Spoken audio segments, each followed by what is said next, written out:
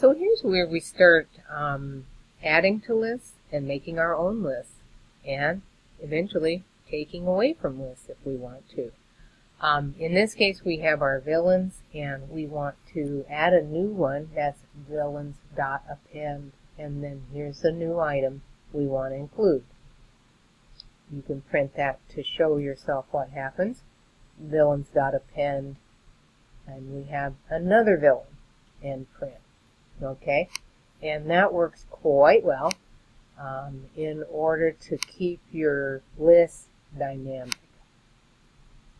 So a list doesn't have to stay the same. And in the end, we will have all of our favorite villains right in that list. But what if you didn't have a list to start with in your program? No problem. We start with an empty list.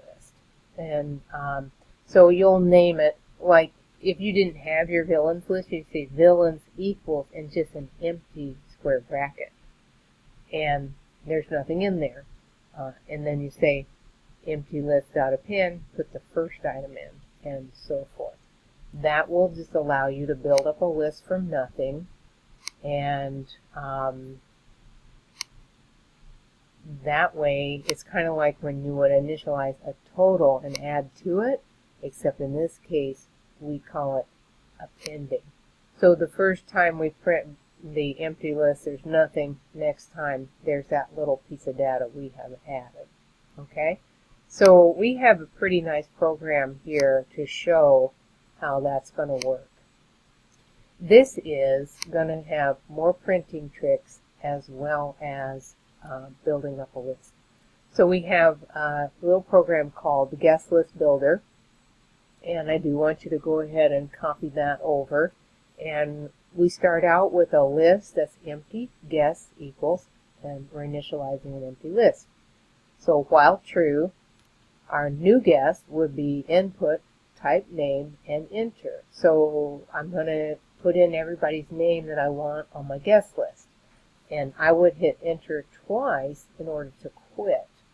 That means if the new guess is empty, that's from hitting enter twice, then program's going to break at that point. Otherwise, it will keep appending, my new guess to the list and asking me for a new name. For printing, these two lines will be interesting to compare.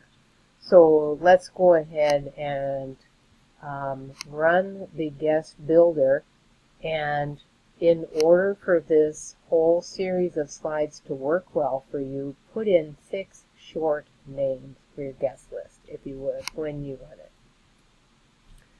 Okay, so I'm going to go ahead and run, and I have, these are some of my high schoolers, Ahmed, and Bob, and Kat, and Ben, and Ella, and Frank. And now that's it for my list, so I'm going to hit enter again, and then it will break out of the loop, and it will go down and do my 2 print statements. When I print my list, it has the familiar brackets, but we know that doesn't look that nice.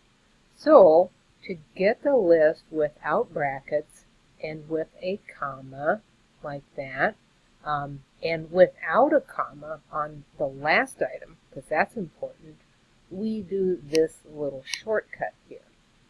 So print guess will give me my familiar boxy presentation.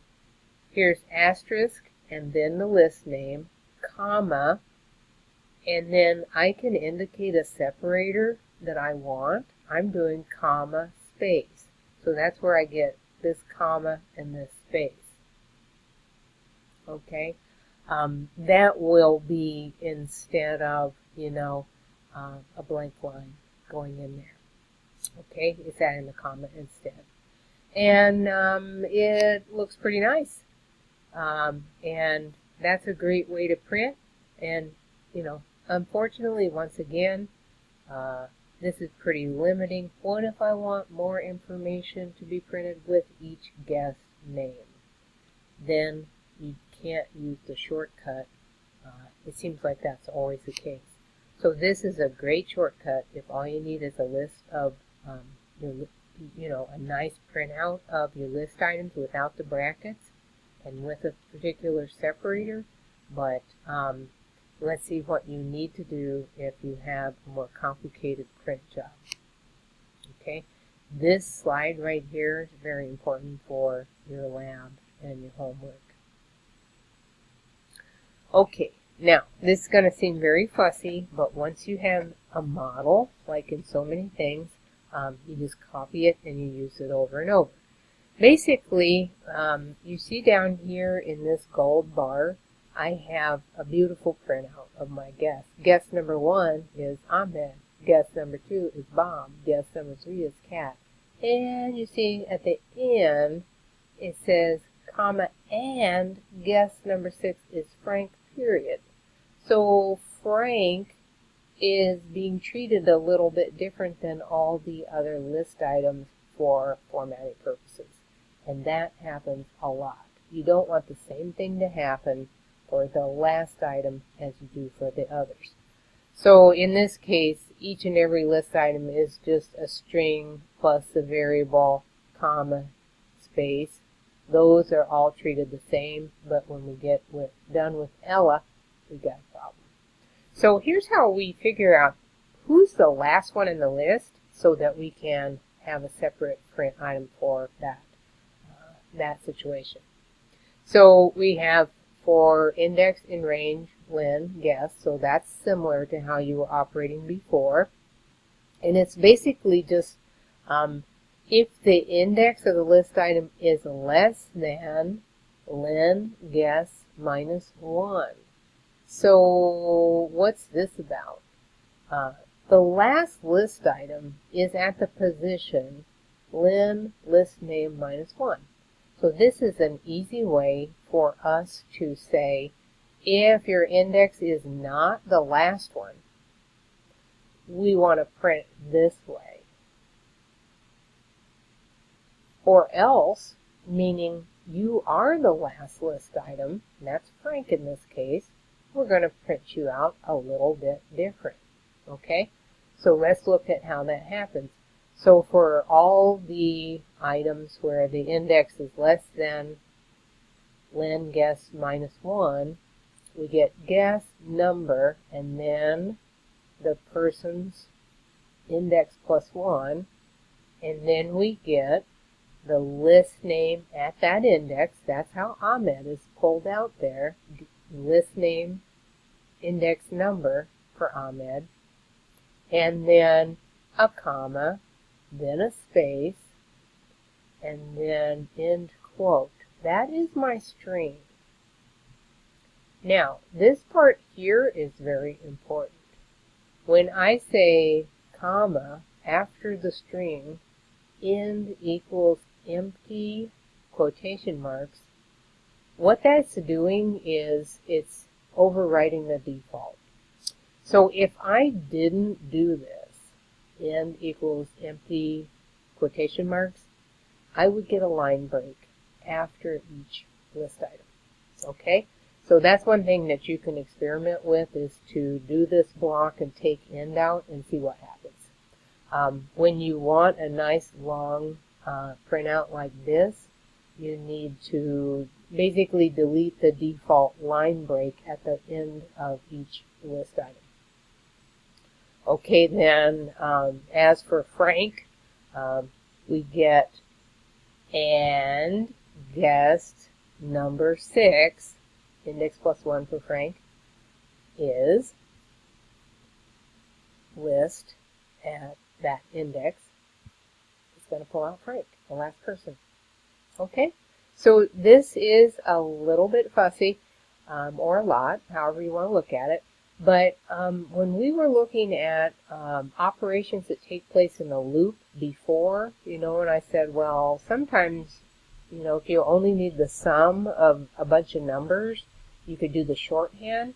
But a lot of times you're having to print something in that loop as well through a conditional even. Okay, so that's why you end up, a lot of times you're going to have a loop anyway. So you can choose to go ahead and accumulate your total in there if you want to, or you can use your shorthand for totaling, use the longhand for, printing and operations on list items. Okay, so coming over here, I'm going to actually, this is the output for that, so I don't necessarily need to run that one. But look at this, and I will go and run this one. This is amazing. This code block, I won't go over it in detail, but, I've got my names over here. I've got a ticket number assigned. I've got basically the len of the list down here, and it's all being formatted with the .format method that's inside a loop. In this case, I don't need the business of figuring out the last list item.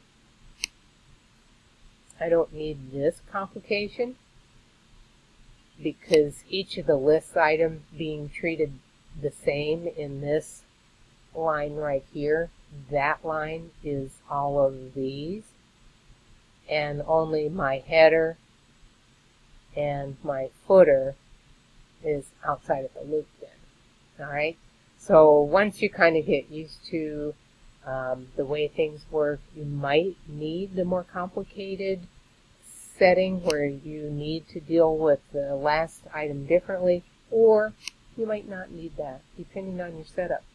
So in one way this looks more complicated, but another way it's simpler. Alright, if I were to go over here and show you how those run, it would come out the same as shown on the slides. So we don't necessarily need to do that. This is 15 and 16 over here.